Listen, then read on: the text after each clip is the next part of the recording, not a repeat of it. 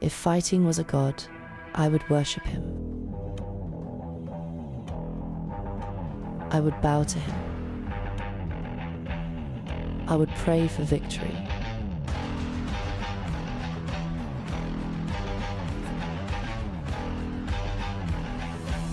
For he only grants opportunities.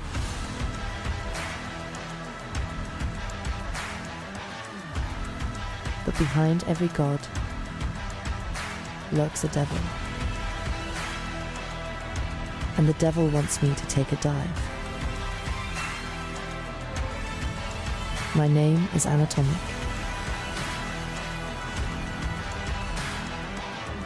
And this is how my legend was made.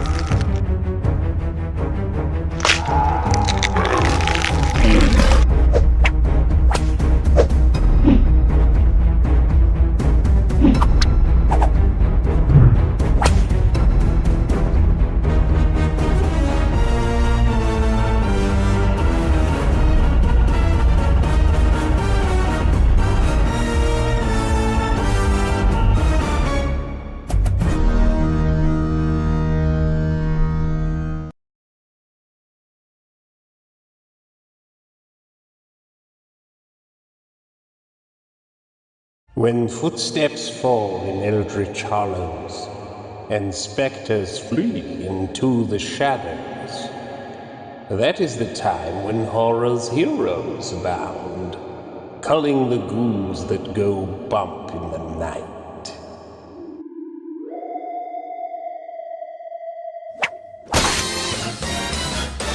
Good morning, come on in. Coffee's good, fresh and hot. There's a waffle in the baker on the grill. We're making bacon. You're always welcome back. Charge!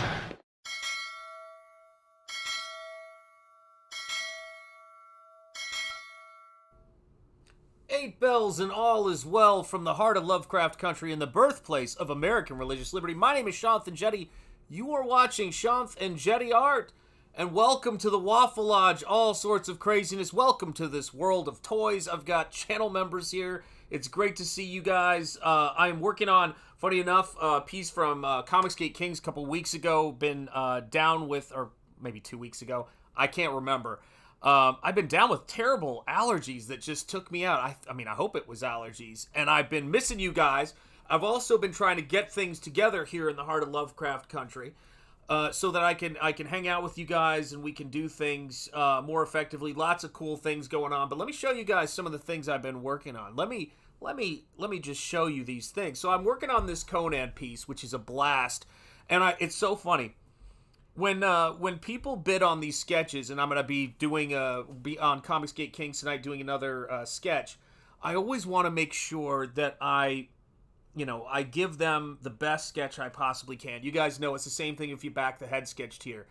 And with this Conan piece, I just needed to build it out to make it work, and I needed to put that stuff together. So that was the main goal with it. But let me see who we've got here. We've got channel member Mark's Music Obsession is here. It is great to see you, my brother. We've got Christopher Bouchard here. How are you doing? Can't wait for the spring. Oh, it's good, Chris, and thank you for that post. That was so great to see, man. I cannot wait for you to see it. Admiral Wackass, channel member, is here. It's good to see you, man. Michelle Bowers is here. It's good to see you, Michelle. Let's see. Lord Hinson, Comic Skater, my man. It's good to see you. How are you doing, brother? Oh my God, man. It was a crazy, crazy night last night. Late night. I know you guys. Mr. Monkey Boy 1969. It's great to see you, man. Bear Knight, how are you doing? And yes, indeed. I saw this about the crazy hours. I went to bed at 4:10 last night. Woke up at 9:50. Was working until I passed out. And started working as soon as I woke up, guys. SPRINGBALL and Nosfero. I was messaging my brother Rocky. Some of you guys might know him and be subscribed to his channel. Terrific guy, my brother. I've known him for 30 years. And I said to him when I was like, I mean, my eyes were swollen. I could barely see. But I was texting him and I said, I'm sitting at my desk right now in the heart of Lovecraft Country with Nosfero in front of me as I work on that book, and then SPRINGBALL on the computer, on the laptop over here, and I'm creating these two things at the same time, and I just love it, man. It's been such a great, I don't know. I'm just so inspired, man, and I can go on, and I probably will. David D, it's good to see you. Good afternoon, David D. Amoral Fat 40 ounce, it is good to see you, brother. How have you been? And Zooligan, channel member, it's great to see you. How are you doing? So let me see if I missed anybody. Benjamin Soto, it is great to see you, Ben. And I think I got it. Mo Biggs is here. Welcome, Mo Biggs. It's great to see you, Mo. So let me show you guys like the fun stuff that we're doing here. So here's the desk. You guys are used to seeing this. Obviously, I'm doing some work, here in the studio behind me. But I wanted to show you guys. Let's do what we do here. This right here is what I have been working on. Because I want you guys to kind of get to be in the workspace and see where I work, see what's going on. And so I've been reorganizing the studio. So I've got my sofa right here in front of me, if you guys can see, when I'm watching movies, which none of this has been usable before. Because I've just been, I did the first Nosfero campaign. We had all the craziness with the lockdowns, moving everything over. Like, everything went nuts. What's up, Eric Weathers? How are you doing, brother, man? He had a great painting week this week. And I just said to myself, man, I gotta start taking better care of like myself and making sure I've got a workspace that I can sort of do the things I need to do. And so I started putting everything together and, you know, organizing things more and more so I could get to them. But also because when I was teaching, way back when I was teaching, check your text, Shanth. Okay. Well, here's the problem with that, Eric. Send it to me on X, if you could. If you're able, send it to me on X, because I'm using my phone as a camera right now, so I have all that stuff turned off.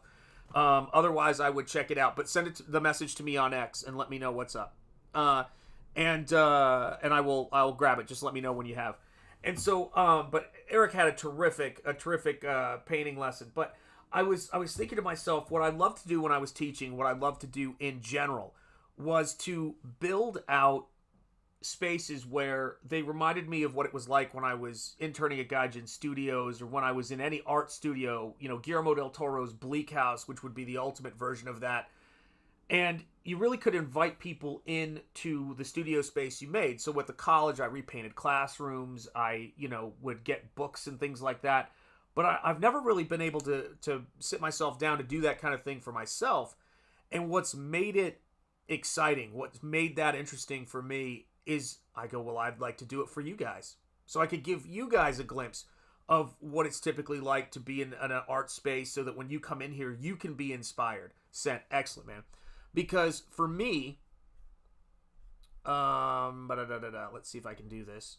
Walk and chew gum. Oh, and apparently it says I'm live.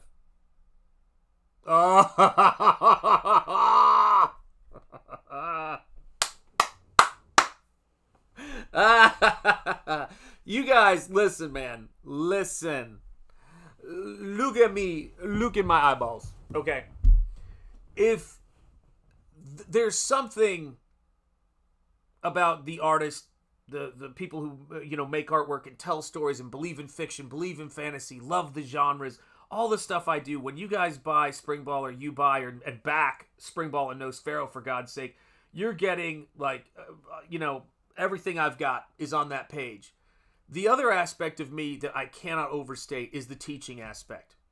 The teaching aspect of my life that I am slowly kind of making peace with this year. I don't know, maybe it's the 4-year anniversary of me resigning and getting out of that particular type of educational situation. I just was done with it. But the joy you feel as a teacher when you see somebody who is excited to learn how to do a particular thing, art, painting, or whatever it is, and then it starts to snowball and they make this stuff happen, is something that if you're a teacher and if you have it, you know exactly what I'm talking about. I know Mrs. Ingetti has a similar sort of thing with it, but I love seeing that thing and that spark in people's eyes. And Eric just got a new easel, a new, oh gosh, what do you call them? There's a particular name for them.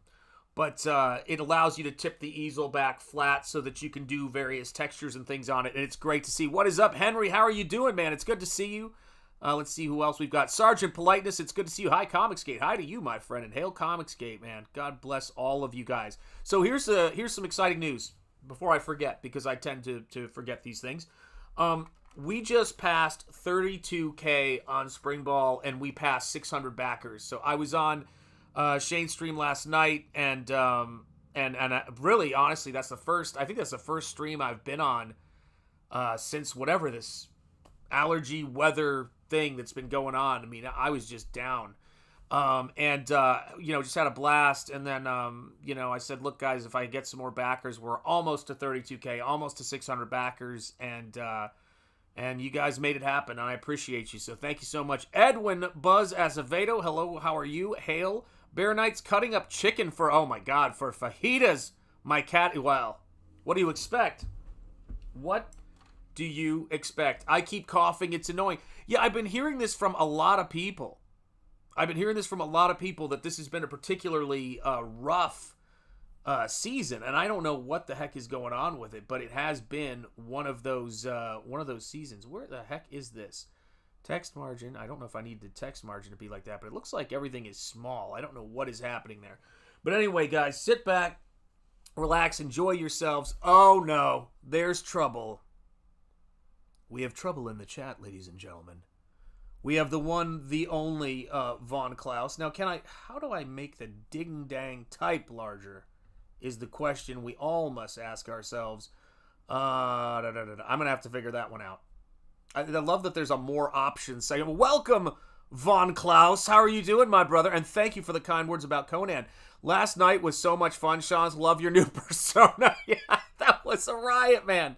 I was talking to, love summer, but the heat right now is ridiculous. I don't doubt it where you are, brother, man. I bet it's really hot. I'm telling you what, Lord Henson, it's the funniest thing because most of the time, and I'm sure you guys can know what I'm talking about, most of the time, whenever I'm being funny and I do all these crazy silly voices, it's either to make my wife laugh or to make my kids laugh, starting when they were little.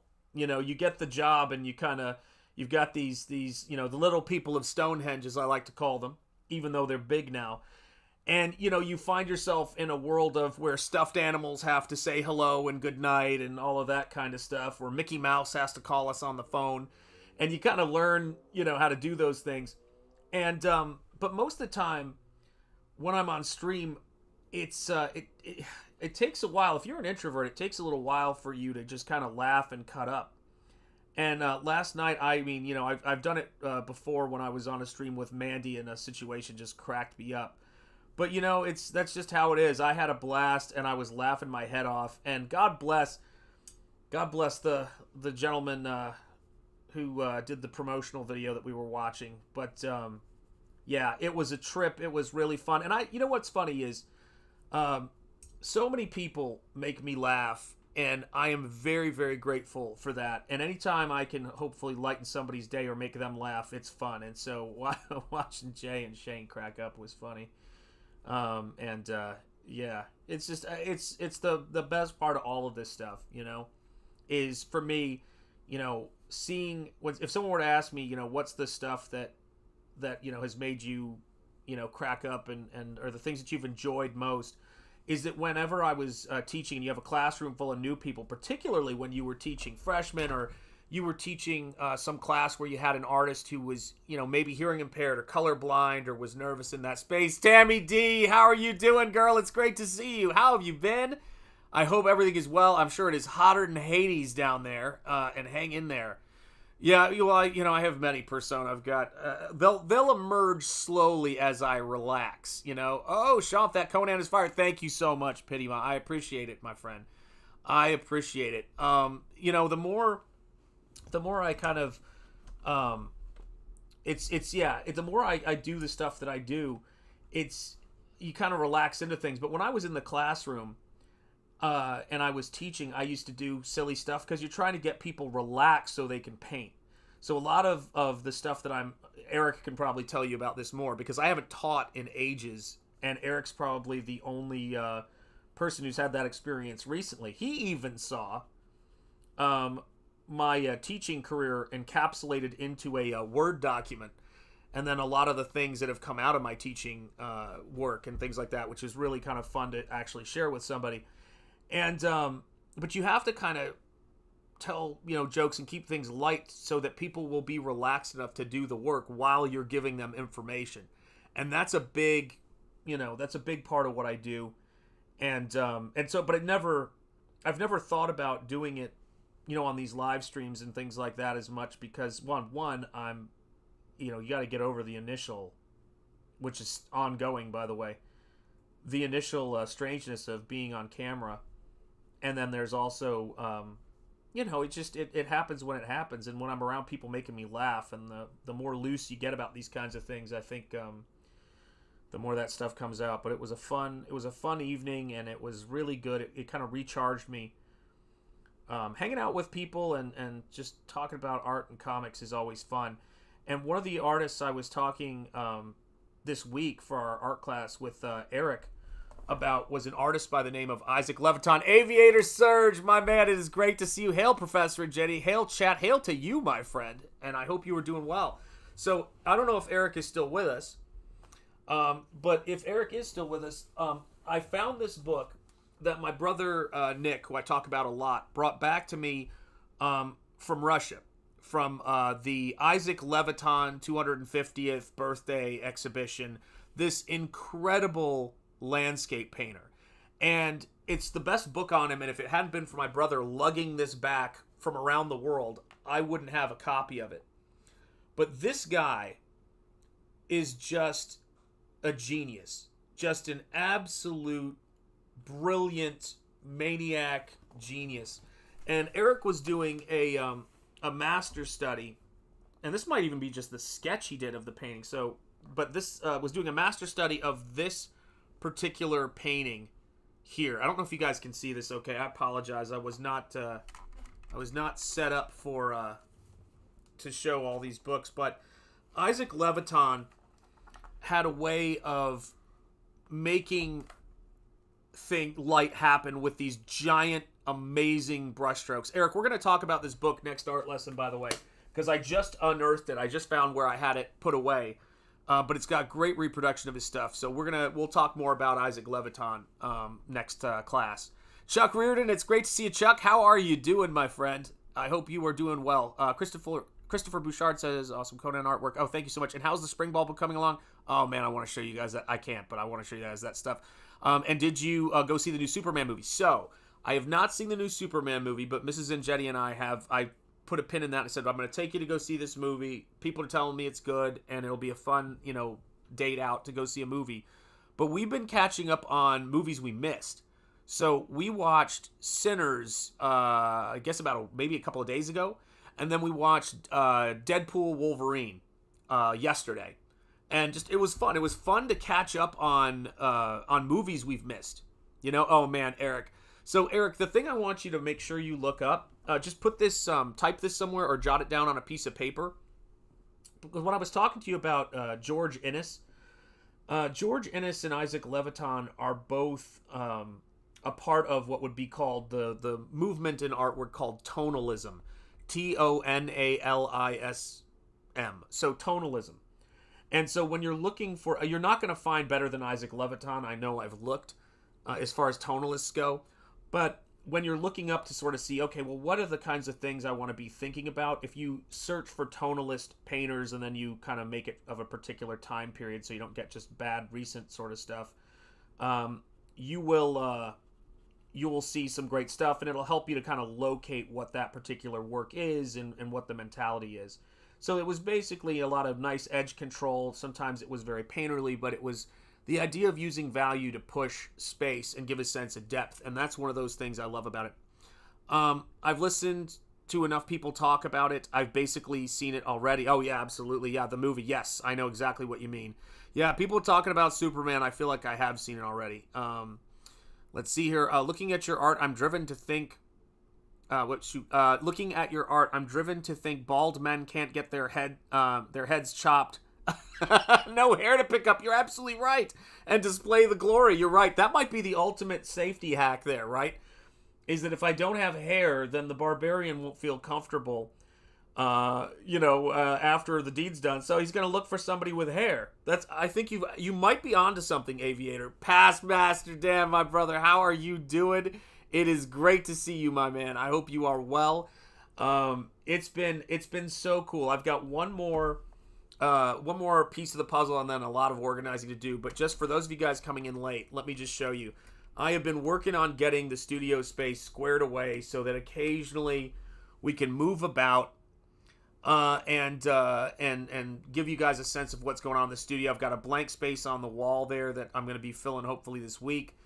And as I sort of move things around, but this right here is the studio space. There's the start of the collection of books in the library. But, I think everybody, when I'm doing my books and when I'm doing Nosfero and I'm doing, it's funny. I don't even know, is Von Klaus even still in here? Because I was going to say hi to him real quick. But when I'm doing my books, man, I've got a pile of stuff here, man. I've got Graham's Joe Frankenstein, latest issue done by Anthony Gonzalez Clark. But when I'm putting books together, I'm thinking about them in your library. Just like what you're seeing where I have my books. I want there to be, something that you've got right there when you're reading Nosfero, or if it's Art Books 1 or 2, you guys know what I'm talking about. It's because putting things that are beautiful around you is important. Like those 1930s, 1932 posters that you see over there. Those guys inspire me. And the print shops that used to do those kinds of posters and prints used to sign, and they would be known. They would be renowned. I don't know if any of you guys have ever done any kind of, I forget what you call it, lithography or screen printing. I know some people here in the chat have. And you've got a Shant section on the shelf. Oh, I'm so glad to hear that, man. That's awesome. And hail, man. Let's see here. Robble13 just became a member. Thank you, Robble. Welcome. Uh-oh. We got a channel member, man. You guys are fast and furious today. I guess it's been a minute. Let me salute you, Robble13, and welcome back, my friend. Here you go.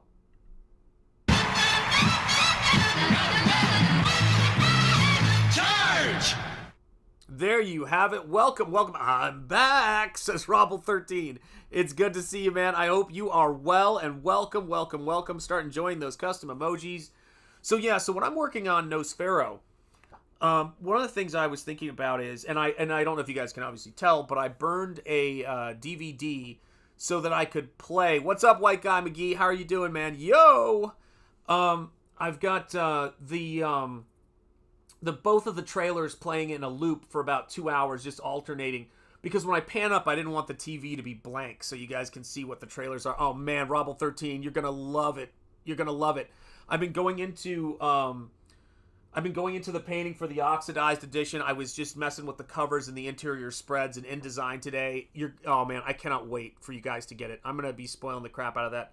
Once I get all your Shant stuff, you're gonna have a Shant wing in your library. You ain't kidding, brother. It really is. I want to tell people this all the time when we talk about crowdfunding and things like that.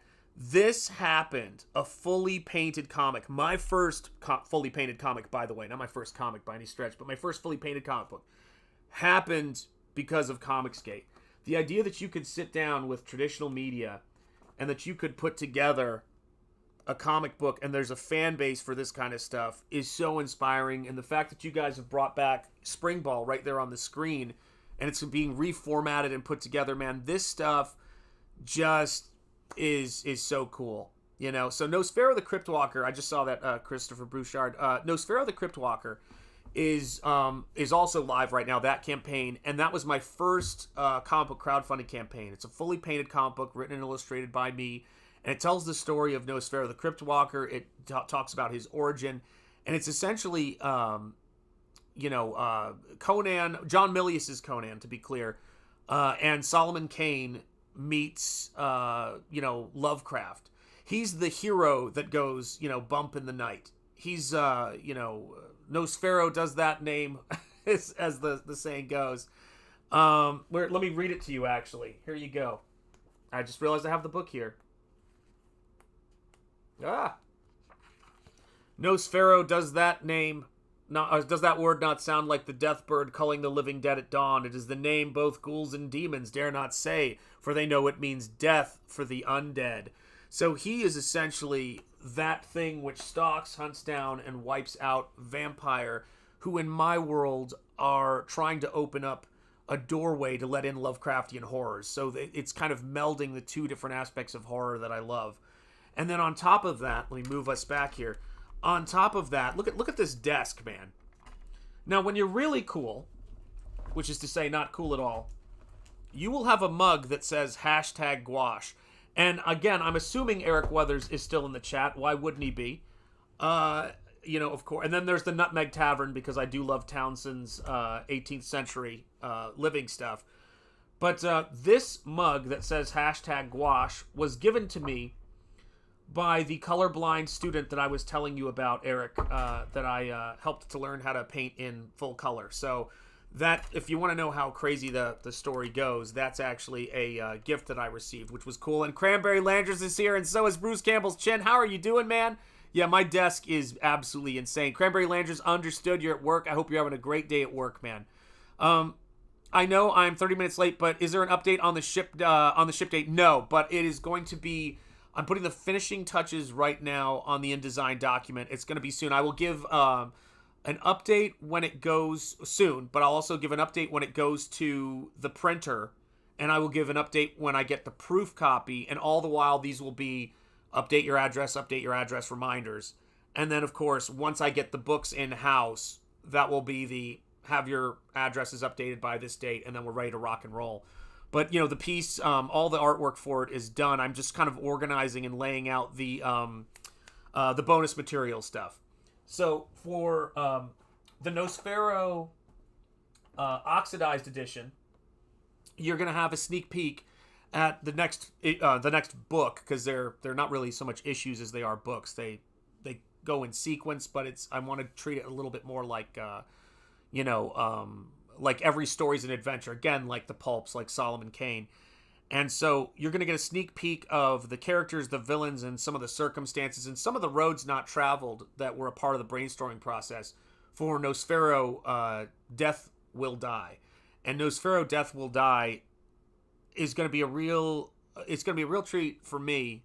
And I hope it funds and I hope it does well, because Nosfero Death Will Die, with Nosfero, I was having to invent everything from scratch. Even with SPRINGBALL, I'm not having to do that, because SPRINGBALL I am returning to. What's up, Arcadian Comics? It's great to see you, man.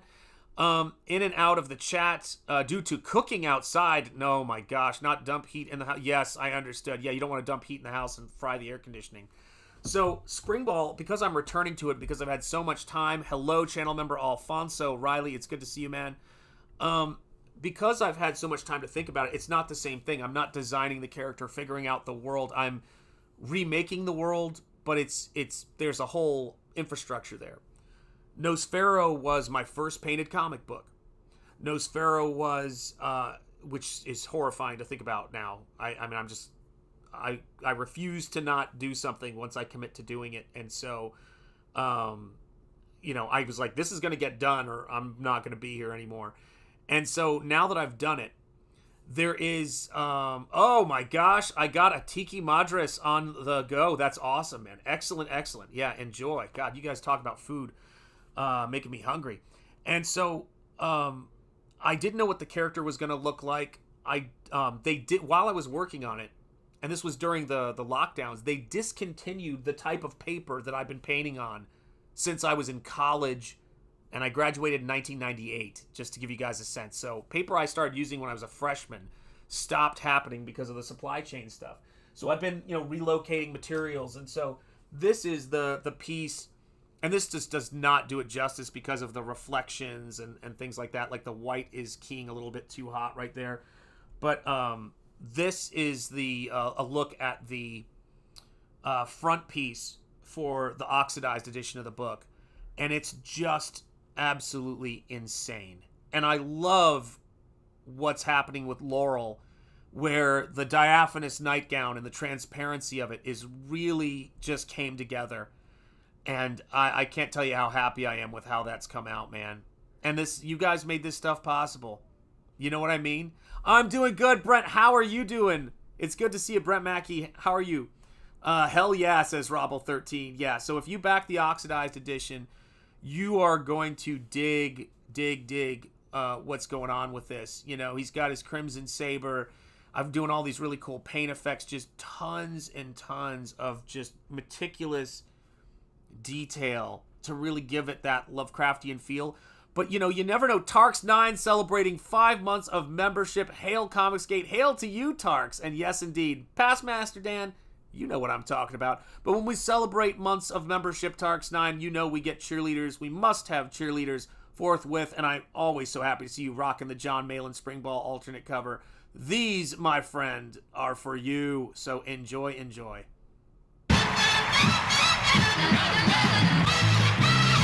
Charge! I'll tell you, the funniest thing about this kind of stuff is painting something transparent and trying to get that kind of sexiness that the Hammer Horror Beauties just did as a piece of cake. What's up, JS? It's good to see you. Really has been a fun part of this, because I realized, again, here I can do whatever I want to do. I don't have to worry about, well, how do I put this? I'm always serving the story, and I'm always trying to make something that is as breathtaking as I can and as skilled as I can. But you guys are giving me the backing to say, go for it, Shanth. Just make the coolest, craziest thing. We want to see what this can be. And all of that stuff is great. And it comes with, but it also comes with that responsibility that is when you do that, and I mean, when I say responsibility, by the way, I want to be really clear about this. I'm not talking about anybody else. I'm talking about myself and the pressure that you take on, right, when you do things like this. Because for me, I want it to be great for you guys, and that's the only thing I'm ever thinking about. So from the printer, and when I did this book, the colors weren't right, and it was driving me crazy. And I have to do a second full proof on the first printing of Nosfero, and yes, I did. You're absolutely right. Aviator Surge with a little behind-the-scenes information. Shanth modeled the lingerie himself to ensure he catches transparency realistically. 100%. Listen, I wouldn't put you guys in a situation to where you weren't getting 100% of me. You know how it is. You know how it goes, Aviator Surge. And, and of course I'm looking at the beautiful actresses of the Hammer Horror, library, for lack of a better way of putting it, and I'm just trying to capture whatever it was about that 60s, 50s, 70s sort of sexiness, whatever that is, and I'm trying to capture that on a piece of paper. Do you know what I mean? So that's where you got the voice, said Lord Instant Comic Skater. Oh my gosh, guys, the voice stuff. So many funny stories I'll have to tell you guys about the voice at some point. Voices, I should say. But we have a pet lop, rabbit lop, as many of you guys know. And this pet rabbit, I gave a voice to crack my wife up. Then, of course, when you're a dad, you have all the stuffed animals, you have everything. So when I was on Mandy's stream, we were watching a video about Chalky White, and it was a behind-the-scenes video for Boardwalk Empire. And I imitated a completely different kind of dandy voice, shall we say. And I have to be in the zone. And it was just, I was feeling so silly last night. I was out of it. I think I was finally feeling better. And it just cracked me up. So I'm glad you guys liked it. It was too funny, man. Yeah, that's the key. Benjamin Soto, it's great to see you, man. And Headless Bourgeoisie, channel member. It is great to see you, brother. How are you doing? I just updated the channel member credits, so I made sure I had those. Unlike Davis, Shanth conducts his study in the studio, not on the canvas. Yeah, not the can. No, not the can. No, I have to do it. I have to do it here. And I don't know if Vaughn is even still around, but if Vaughn Klaus is still around, as I was going through Cursed Heart Creations, it's great to see you. Smash that like, peeps. Amen. Mark, praise the Lord, and pass the ammunition. I was going through my stacks of stuff that I'm always going through that I have around me. And of course I can't find my reader copy, or it's under something, for Terror in the Trenches. So I had to get out to flip through this and show Rocky's work that is in Terror in the Trenches last week. I had to get out my second copy. So make sure you always have a spare, folks, whether it's Nosfero, SPRINGBALL, Terror in the Trenches, Battle Brick Road, or Ethan's new campaign, which I have the link for at the top of the comic book links. After you get mine, there's a couple of links that it says creator-owned or independent comics creators links. And that new campaign is there. I think Dan Lawless is going to be doing, if I'm not mistaken, is going to be doing some work for it. And I'm really excited. I'm really looking forward to seeing what he does. Because Dan crushed it with almost every cover and with every cover he's done. Let me be clear. He has crushed it. And his short story in Two-Fisted Manly Tales by the great Graham Nolan, he just did some incredible color work and some incredible story work with that. So I can't wait to see Dan Lawless just go nuts, because he just does so much killer work. And then, of course, seeing what Aaron Alfecci and Anthony Gonzalez Clark are doing on Shane's campaign for Annatomic, that stuff is looking really, really good. I can't wait for all of that stuff, man. There's never been, at least for me as a collector and someone who really loves the art form, there's never been a better time in comics that has inspired me. I read a lot of stuff that is that's very eclectic. Like, I'm a big fan of Richard Corbin's Den. I don't know if any of you guys know Richard Corbin's Den. I remember when I was a freshman in college was the first time I saw the Dark Horse, or was it Marvel Epic or Dark? It might have been Marvel Epic. Had put out Mobius's Arzak in English for the first time, and I saw that. What's up, Zombie Boy? How are you doing? Good to see you. And seeing somebody do the kind of pen and ink plus color was new to me, and it got me thinking about panel layouts and doing more kind of Art Nouveau panel layouts and things like that. And all of that work and all of the things I was dreaming would be possible in comics came to fruition with Nosfero the Crypt Walker, the idea of, and what I'm doing right now. I was saying to a friend of mine today that the thing about painting for me, and getting to any level of competency when it comes to painting, yeah, they're great. Headless Bourgeoisie. Those Den collections are fantastic, and because they're reproduced well. They look like they're built to last. Only time will tell, but I believe they are. I don't even know if I could show these collections because you know Richard. Richard is not above having anything and everything on his covers. I have to look this over to see. But, yeah. So, Richard Corbin's Den. If you haven't seen it, this dude is insane. And he is a true maestro of the art form. And just a quick glimpse. I don't know how long I can let that linger. And he was an influence on and heavy metal work and the American version of heavy metal. He was a huge influence on Kevin Eastman and his painted work that he did for the trade paperback of Teenage Mutant Ninja Turtles, which of course was the first real, comic I got and read, was that original 1984 or 5, I think it was, first collection, where I think Kevin Eastman did the colors and painted the colors for the first Ninja Turtles issue in that collection. So I've always been very partial to that edition, but he painted this beautiful, at least in my mind, I mean, I love it. I'm unabashedly love it, cover for that trade collection. And if you're a person who grew up on those Mirage Teenage Mutant Ninja Turtles comics, you know what I'm talking about. And I guess I've always wanted, I feel like throughout my life, I kept missing those moments where what's up, Leg Kick One? How are you doing, man? Let's see. Keep up with the fights this last week. Yes, I did, man. Holy cow, Leg Kick One. I certainly did.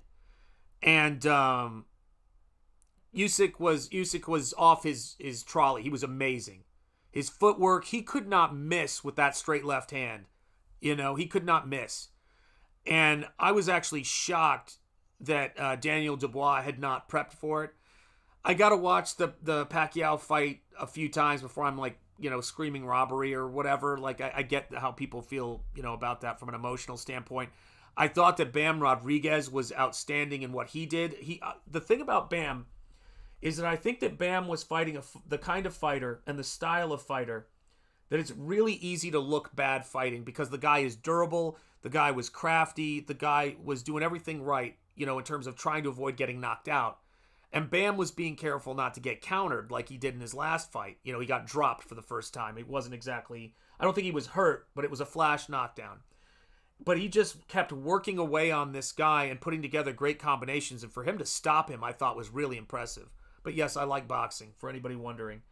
I'm a big fight fan. But yeah, I'm impressed by Bam. I'm not ready to say he's the next, oh my God, I can't believe I'm blanking on his name, Lomachenko or anything like that. In terms of Lomachenko is like a once in a generation for how he's changed the footwork game. But I think that what Usyk has learned as a heavyweight, to see him move, he completely outclassed Daniel Dubois.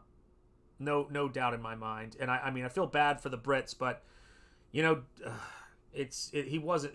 one's ready for this kid. I mean, he's just a brick, what house. Yeah, Loma was so damn good. Yeah, absolutely. And happy retirement to him, and spend time with his family. Yeah. Oh, chicken fajita nachos, man. Bear Night, it's good stuff. Yeah, I always keep up with the fights because I'm not the kind of person who wants to go excuse me. I'm not the kind of person who needs wants to go spar or wants to I've done mitt work, and it's fine. It's great. I love doing that kind of stuff to get an appreciation as a fan. But I'm a stat guy, and I'm a watch the fight in slow motion and watch the history of boxing kind of guy. So that's where my particular brand of tism goes. I love the history of fighting. I loved watching Joe Rogan and Jim Lampley on the Joe Rogan podcast talk about fights and Louis Resto and the, famous assault in the ring and that kind of thing. Yeah, Pacquiao was incredibly impressive at his age. Considering his fighting style requires so much cardio and speed, I thought he was incredible. And I mean, he's an all-time great. He's the only fighter to have world titles in 4 different decades. That's the weird one. The 8 different weight classes is something, but 4 different decades will not probably be beaten in my lifetime or anybody's lifetime. It's just incredible. Staff guy, bow staff skills, I wish. Yeah, I don't have those Napoleon Dynamite bow staff skills. But yeah, like I love reading statistics, and I love just looking at various things. I'm doing for my next Forget What You've Been Taught About video, I'm going to be talking about the look of Frankenstein's monster as it was described by Mary Shelley versus, what it's commonly portrayed as. And I just love deep diving into the history and the creative history of things because, I don't know, to me, I'm very passionate about it. It's very fun. I know a lot of people who are like that about canon of their favorite characters.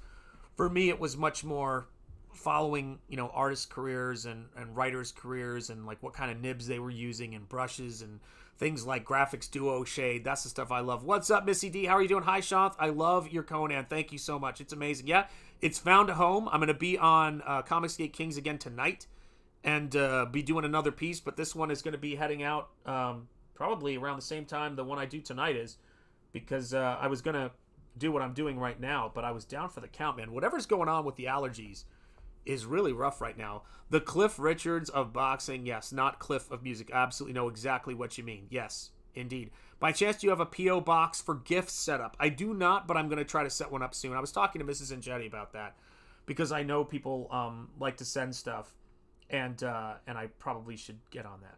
Yeah, I definitely need to do that. Plus, Mrs. Angetti, if there's one thing she loves, it's going and checking mail. So at least I know she'll keep up with the P.O. box if I do that, because it drives her crazy.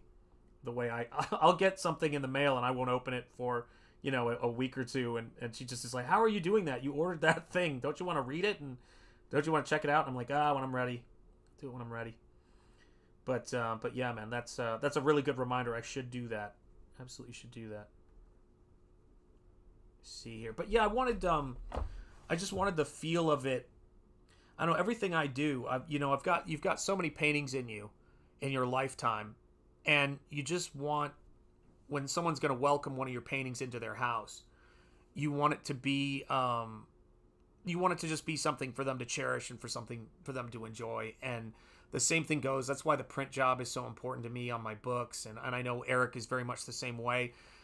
Eric Weathers. Not only is a collaborator lettering Nosfero the Crypt Walker, but somebody who has obviously a background in pre-press and all of that kind of thing, and is familiar with the process and everything like that. It's a really good thing to get to talk shop, because we're both very passionate about the way that our work comes out and it's reproduced. And if there's one thing that I was really thrilled by recently, and if you haven't got it, I believe it's still available on the site. Thank you, Leg Kick One. I really do appreciate that. I really do. Yeah, I'm so glad that there are historic fights. My favorite fight, one of my favorite fights of all time to watch, and my favorite fighter, because it's a 15-rounder, my favorite fighter, I believe, is Roberto Duran, Hands of Stone. Roberto Duran,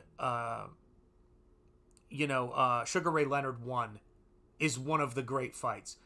Not only did it show how incredible and how tough, but how amazing of a technician Roberto Duran was, it also really showed Sugar Ray Leonard handling adversity and showing how tough he was and how much dog he had in him. And it's a great fight for that reason. And if you haven't seen the 15-rounder, it's a full 15 rounds of Sugar Ray Leonard, Roberto Duran. Check it out. But this is actually, what am I doing? I can show the studio a little bit too for those of you guys coming in late, because I'm getting the studio together so that you guys can have a better view of things. But this right here is the beautiful Battle Brick Road poster book. So if you've ever wanted to have a print of mine to put up on the wall, This is an 11 by 17 print. There are, of course, 12 removable prints in this book. And this is just beautiful. A beautiful job that Eric did here. So I would encourage you guys to grab it. It's just a beautiful thing. Let me see here. Let me move this down right here. But what about Pit Fighter? That's right, the arcade. I loved Pit Fighter, the arcade game, and I loved Mortal Kombat. Rumble 13, favorite fight ever.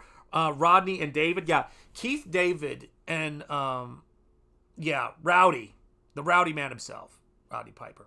That was an incredible fight scene. John Carpenter was just in a zone with his work, and it's funny because he had such range in the stuff he did, even though it was in a similar genre, that sometimes I forget what movies he's done, and that's just the highest praise, you know.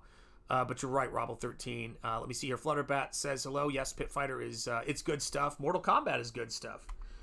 It's tough to do, but I feel as though for Mortal Kombat fans, people are really happy.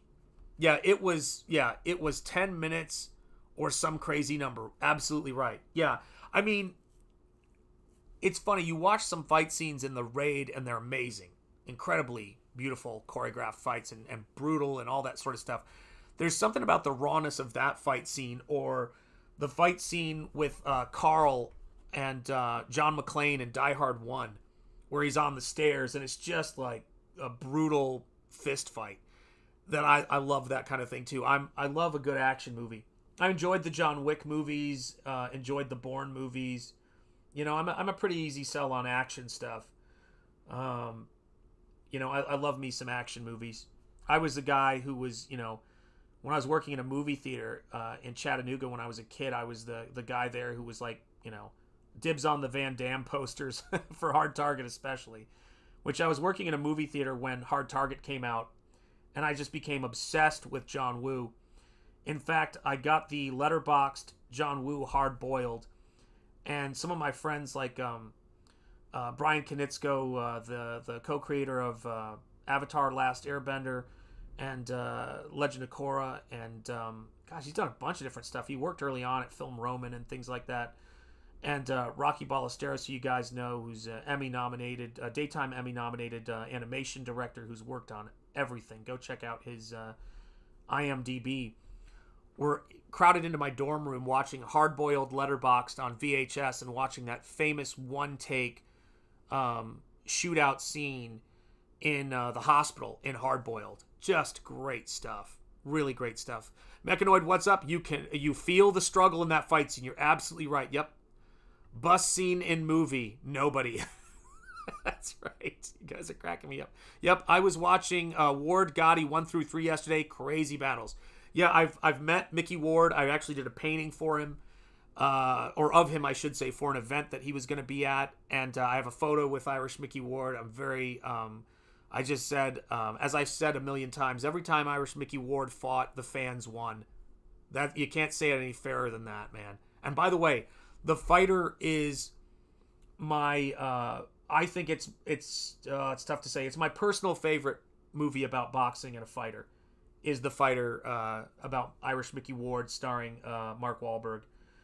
It's just a really, knowing Mickey Ward and having watched him, not personally, of course, but knowing his fighting, I mean, and you know, having sat there and been just glued to the seat when he was fighting at Mohegan Sun, when he fought Arturo Gatti, God rest him, for the first time. It was just amazing to see him get the movie he deserved, if that makes sense. I mean, he really deserved, he deserved a great movie, because he's a tremendous guy, a terrific guy by all accounts, and you know, he had it tough. He has an amazing biography that he wrote that really gets into the depths of the kind of mental toughness and the difficulties that he experienced. But man, he could just hit you with a liver shot and just take you out. And once he got the right people around him, and once he got into the right headspace, he was just a tank. You know, when he took out Shea Neary, I'll never forget that last, was it the last combination with Shea Neary where he just pummeled him into the corner? with headshots. I think they were left hooks, if I'm not mistaken. That was just incredible. Let me see here. Oh, yeah, the Badlands had so many great fight scenes. Yes, I've talked to a lot of people about that. But I believe it was, who was the gentleman that was the big calling card when they were saying this fight should be stopped, it's so boring, and Larry Merchant and Jim Lampley and Roy Jones Jr. were calling it.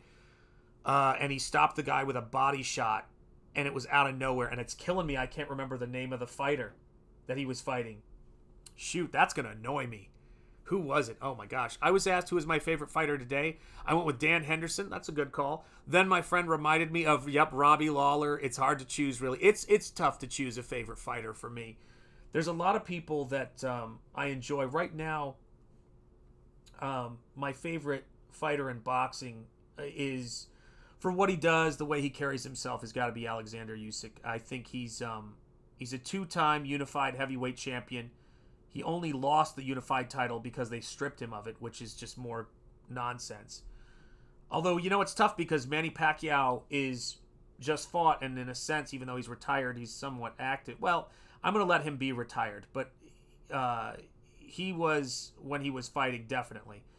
Usyk now, all-time is Roberto Duran, hands of stone.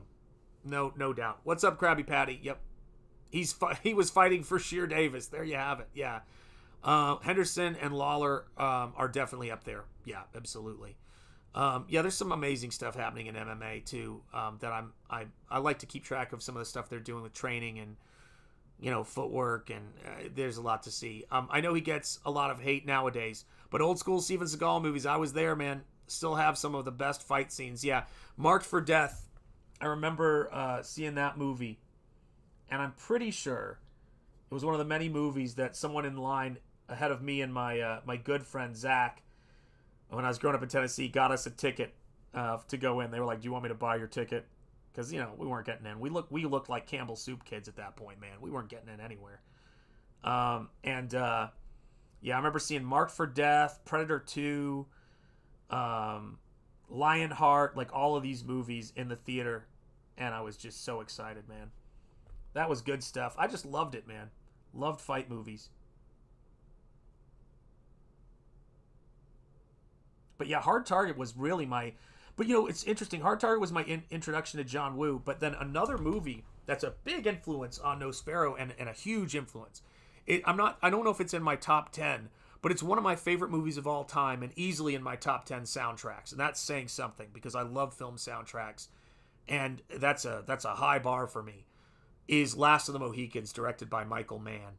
Last of the Mohicans is an absolutely extraordinary film. And everybody in it is great. Every actor in Last of the Mohicans is extraordinary. And it's very picturesque. It's got the romance, action. It's a period piece, all things that, when I get to the next issue of Nosfero, he's going to be introduced to flintlocks. I didn't want to do it in the first book because I wanted to keep it. I just didn't. I wanted to introduce a blacksmith character that's going to be in the next book because it's an important part of the story. And the history of blacksmithing in Nosfero's world a little bit. I'm not a blacksmithing expert, but I may have to learn some more. But I wanted to introduce flintlocks for him because he's influenced by a character called the Black Pirate. Of course, Solomon Kane, who is represented behind me, has now become an influence on him. But of course, Last of the Mohicans and the idea of, having, two flintlocks because you don't have enough time to reload around your belt just is exciting to me. I love that idea. Oh my God, the chat is flying. Brilliant film and soundtrack. Absolutely right. Yeah. Absolutely right. Last of the Mohicans. Now that I've been learning the violin, I have actually practiced doing things, but that's a tough one. And I love to watch people do violin covers of the soundtrack of Last of the Mohicans. Oh, sorry, I'm painting off frame here. Sorry, guys. I love to see people doing covers of it because it's just so beautiful. It's one of those pieces of music that I will always come back to, like the Ashokan Farewell from Ken Burns' Civil War documentary, which really got me excited about history. Shelby Foote, got me excited about history, and it's, yeah. The violin, it's still warm. You know what I'm talking about, man. Yeah, oh my Lord. Craziness. And I love, movies like Dances with Wolves and Open Range. I love me some Westerns. But right now, and the thing that I'd say is I'm a lifelong monster movie fan as far as the Universal monsters and the Wolfman and werewolves and all that kind of stuff. And that, my favorite author is always easy. It's H.P. Lovecraft. No one's even close. Getting to bring all this stuff together, put this in SPRINGBALL, and is just been, I don't know, Comicsgate. It's weird, if you've been on my Instagram, you can kind of see the history of my artwork, being on social media and then building a fan following, funding 2 books, and then doing my first Comicsgate project, which was Nosfero. There was such an evolution of my stuff, but there still wasn't the audience to back it. And the thing that, there was the audience to back it at a certain level, but it was Comicsgate that made me return to comics, because every time I worked in comics, whether it was the Len Wein thing I did, where Len Wein wrote a Flash Gordon short story I illustrated for the Flash Gordon 75th anniversary, or, oh my God, the Starship Troopers project I did when I had 2 newborns and my appendix ruptured. One of the most horrific, not because the editor everybody was great. The editor, Richard Ems, was terrific in understanding of that whole situation. But it was, oh my God, that was a nightmare with 2 newborns. And then, of course, it was never printed, but the story I did for Thomas Jane for Alien Worlds, written by Bruce Jones, that one never saw the light of day. Maybe it'll be in an art book at some point, but it was great to do because it was my way of paying tribute to Dave Stevens, who was another, artist hero of mine. The Rocketeers, of course, that poster for the movie that he painted, the alternate poster that he painted, is behind me because of Dave's incredible. He was nice to me when I showed him my work at San Diego Comic-Con, and Dave Stevens was just like, you need to tell the people at Dark Horse to take another look at your work. Like, there were all these near misses. Like when I showed my work to Mark Chiarello in what was it called? Mark Chiarello, my senior year of college, and he was like, this is great stuff. His first line he said after he looked at my portfolio was, and I was 21, he goes, it's unusual to see this level of draftsmanship in somebody your age. You want to talk about a great review. And he said, when you get out of school, let me know and I'll get you some work. And like one of those many things that happens, I got in touch with him and, never heard back. It was rough, man. But but those are the things that, when the universe is ready for you to do a thing, it'll let you know. And that's how I've seen Comicsgate from the beginning. This was the time when it was, when these things were meant to happen, because I think I needed to know the story I wanted to tell and the stories I wanted to tell. And, SPRINGBALL was meant to, I think, find its audience at this point. And thanks to you guys, we're at 32K on that campaign, over 600 backers. And you guys have not even had a chance to really see the lion's share of what's going on in the story, because I got to keep some of it under wraps, right? And that story is badass, man. It's cool, man. It's when I say it's Evil Dead, meets, McFarlane and Ditko's Spider-Man, I'm not kidding around, but I couldn't have written this. Like, it's weird how when the stories and the things start, coming into your head and you start to see them, come together, how it just sort of, takes over. And SPRINGBALL has hit that point. Kingsport in Lovecraft Country is the only detail you get of its locale. The city that SPRINGBALL lives in really has become a character in the story. And that's what I love about it. Why hasn't anyone done a Galaxy Rangers comic? That was a fun animated series, cool characters and ideas. Aaron has a really great book, which I'm going to try to read here. Planet Doom. God, I can't even read it from here. Is it Planet Doom I'm thinking about? But Kit Carter, Planet Doom. Worth a look. A Shanthan Jetty painted ROG 2000. Wow, from John Burns. My goodness, man. would be oh geez, thank you so much. Lots of chrome, Sean. Yeah, no, that would be fun, man. Holy cow, I'd use silver paint for that. Let me see here. Miss D, I saw, my god, my glasses. I saw you paint this live Conan. Oh, that's great. Conan is a favorite of mine, Missy D. I watched the whole thing. I loved everyone's take on the character. That was a fun stream, and tonight's stream is going to be no different. So make sure you guys are primed and ready. And if you want to bid and you want to own any of the artwork, have yourself ready to rock and roll. It's always a blast. After the Conan stream, we were sort of messaging back and forth after it, and I had mentioned, and I don't want to go too far down this road, but I had everybody was kind of saying, hey, it was a fun stream and all that stuff, and Rog got you.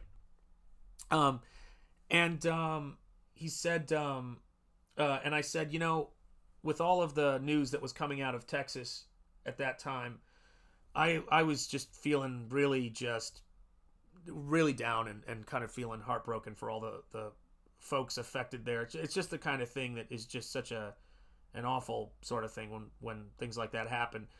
And just getting on stream with those guys, laughing and painting Conan was exactly what I needed that night. And that's why I always say it's fun to come hang out and watch us work, watch us paint, have the opportunity to bid on a piece of artwork and get a piece of artwork that you can cherish, that is commemorative of this really amazing time in comics, where it's I don't think there's ever been a time like this, but it was a really good, it was definitely a very meaningful night for me when I was working on this, and I was grateful to have those guys to kind of just knock about with and do some work with, and yeah, one of the great things about it.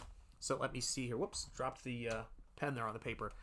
Sorry to bump the camera there, guys. Have you been to Marblehead? I have not been to Marblehead, actually. Never mind. Sorry. So Curialt, Miss ERS. I'm missing something. I don't know. Never mind. Sorry. Okay, I missed it. Sorry. Is there a John Malin Springball t-shirt available? Not yet, but I may put one up on TeePublic soon because you guys keep asking me. Yeah. Yes, those parents' lives will never be the same. That kind of loss is shattering 100%. My Shanth original Eddie fits nicely in the music room. Oh, man. I love it, man. That was fun mailing that off, and you know why, man. That was some fun stuff to do.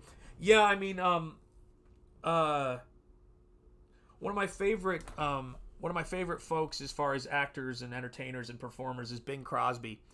And I do love that Made in the USA t-shirt on TeePublic. Made with Liberty in the USA is one of my favorite things. As you know, every package I send out, I have those stickers on it. It's at the end of my trailers, start of my shows. But I love Bing Crosby in, of course, White Christmas, and that him singing, I go to sleep counting my blessings, or fall asleep counting my blessings, and I love that. And I always try to remind myself to do that because, yeah, it's fortunate you're safe and, you've got a roof over your head and you know where your loved ones are. Count your blessings and, yeah, all that stuff. And I think it's why I just don't have, I've had a lifetime of different kinds of experiences, and some have been somewhat tough. And I just, when it comes time to paint and make work, I guess that's probably why I'm always going to lean into aspirational work, aspirational characters, and, inspirational, uplifting stories, because those are the things that, and by the way, not stories where difficulty isn't there, but where difficulty is overcome, because I think that it is an important thing to show characters overcoming adversity and to help people to sort of help people to see that there is the nobility does not come in the adversity or the horror that you experience. It comes in the survival of it and the growth and being strengthened by it. And those are the things that we really need to show, and it's in narrative, because I think people feel as though have been miseducated into thinking preventing yourself from ever experiencing adversity or ever having to or that if you have experienced those things, that you're almost like you can't ever recover from it, which is, one, not true, and two, horrible. And it's there's opportunity in the artwork to send something else out there into the universe. Wish I had a photo of it on my phone. I would share the link. Sorry, my glasses just fell. Unless you have an image of it. I don't have an image of it on me, unfortunately. Absolutely agreed, says Soul Curial. Yep, Bing Crosby is from Tacoma, Washington. That's right. He graduated from Eastern Washington University. Same college as Todd McFarlane. That blows my mind. Yes, I remember those stories of Todd cleaning the floors in that documentary. He was there on a janitor and baseball scholarship. Imagine how the parents of that, yes, exactly. Yes. And I won't read it, but I see it. Yeah, I know. I think about that a lot. But, you know, it's a fascinating thing to me in terms of getting the full picture, in terms of we have a tendency to move from one of these things to the next of these things to the next of these things to the next of these things. And sometimes I enjoy seeing people talk about, and maybe I'll just, to make it a little bit lighter, and which is not to say very light, but the Louis Resto loaded glove situation in boxing that ended a career of Conlon, I believe it was, or was it? Am I getting him confused? And it was another name. I'm blanking on it. Sometimes I think it's important to kind of go back and get a clear look at these things when they're and see how people are actually doing and what they actually need. And those kinds of things always interest me. And I think fiction is kind of an opportunity for me to put that out there to the best of my ability. Springball as a character, and you guys know this from the trailer, Springball is a what's the word? Springball is a being that was created to be a crash test dummy for weapons testing. Now, that's something that I'm going to get into, but it's because that doesn't tell you how Springball was made. That tells you what he was made as to start out with. So I liked that idea from a narrative standpoint, because there's no person in there. What you see is what you get. And instead of some characters in comics stuck with a permanent smile, he's stuck with a permanent frown. In a lot of ways, he's inspired by The Man Who Laughs, that incredible Victor Hugo work, and of course the incredible film with Conrad Veidt in it. Shanth, you don't believe me, I do. Shanth, you don't seem to make a mess when you paint. When I paint, I end up looking like Jackson Pollock. More paint on me than on the actual painting. Such is my YouTube avatar I've been working on. So let me show you. I'll show you the secret is that, and this is a new palette here, but the secret is the mess is on the paper towel and the palette and the outside of the water container. So there's plenty of mess to be had. It just looks a little bit cleaner over here, if that makes sense. Just a little bit cleaner, not wildly clean, but it's in the mix. But yeah, it's Springball is not is more than what he was created for, and that was his choice. And when people used to talk about we talk about this a little bit in art from time to time, which is the fallacy of intent. So you create a piece of artwork, and just because you intend it to be successful or popular does not mean that's going to happen.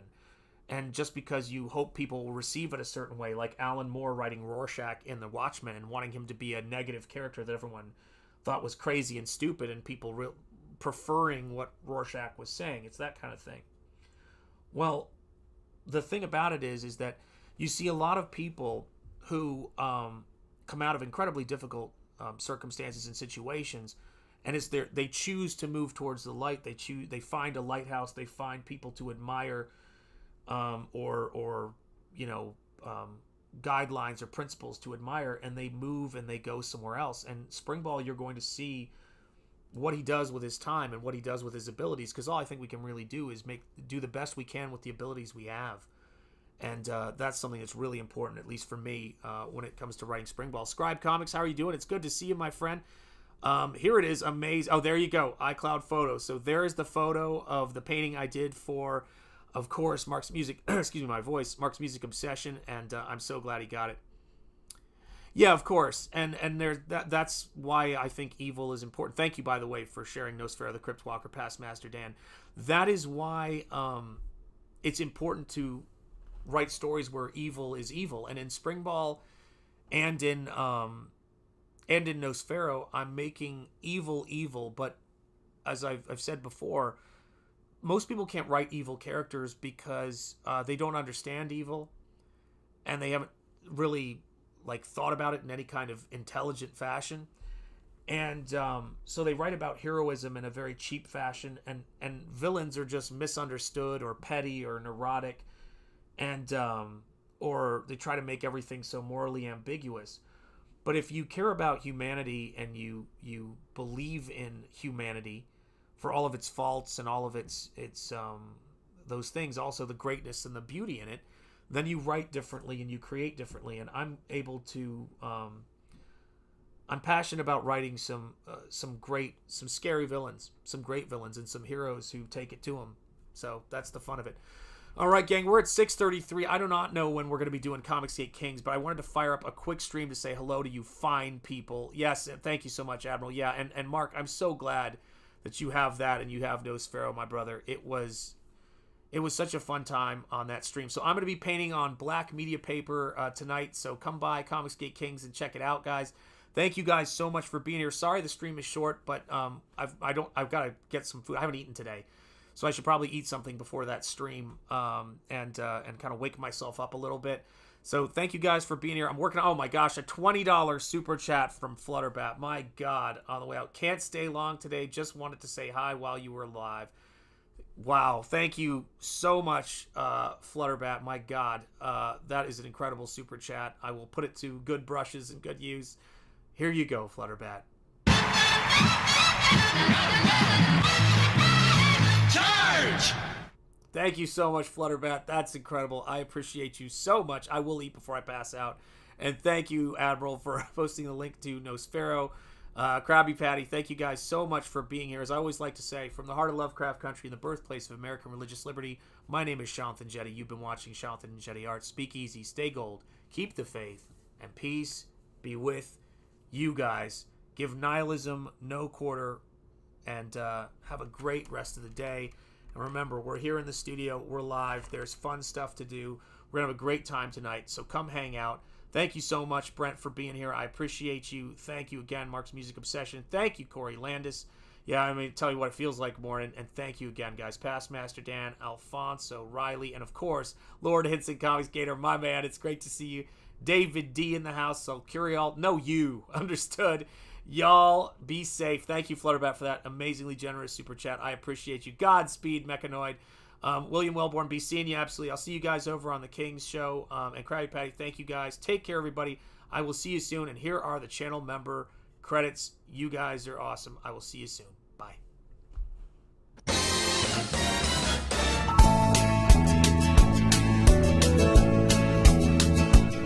Good morning.